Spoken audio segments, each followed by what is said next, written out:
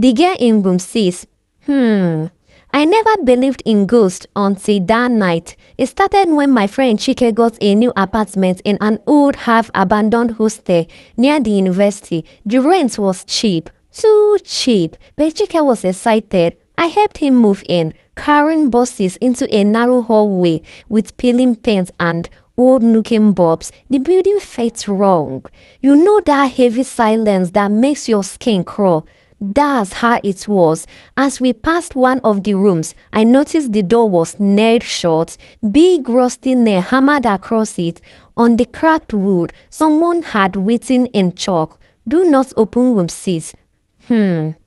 I laughed nervously and asked, "What's this about?" The caretaker, an old man with tired eyes, overheard me and quickly said, "Don't ask questions. That room is locked for a reason. Just mind your business." Of course, Chike, being stubborn, made a joke. Maybe there is treasure inside, but the old man's face didn't change.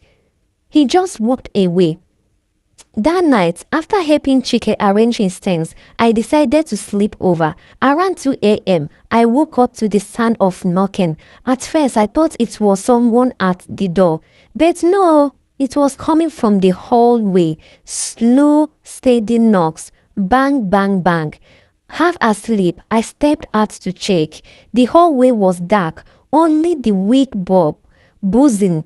My eyes shifted toward room 6. My heart froze. The sound was coming from behind that nailed door. Then I heard it, a girl's voice, soft, broken, whispering, "Please help me. Let me out." I stumbled back. My body told me to run, but my legs wouldn't move. The knocking grew faster, louder, desperate. The wood rattled as if something inside was struggling to get out. Suddenly, silence. I heard my breath. And then slowly, a single nail slid out of the wood and dropped to the floor with a sound. Bagaram. That's when Chike pulled me back inside the room, his face pale.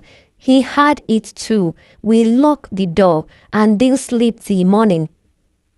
The next day, we demanded answers from the caretaker. At first, he refused to talk, but when we pressured him, finally whispered. Years ago, a female student lived in room 6. She was quiet, always kept to herself. One night, her boyfriend came over. They had a fight, and he killed her.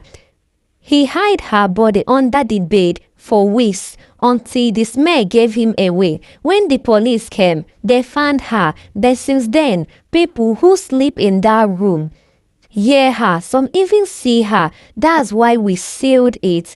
Chicken laughed it off, but I could see his hand shaking. That night, I refused to stay over. I left. A week later, I got a call at 3 a.m. It was Chico. His voice was shaking. "Bro, she is in my room. She came out of the wall. She's standing right now at the corner." The line cut off. The next morning, I rushed there.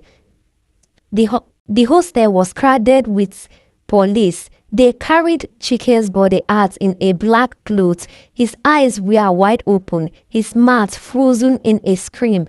And here is the part that still haunts me. The nailed door of room 6 was wide open, and inside the wall were covered in scratch marks, spelling one sentence over and over. "I am not alone."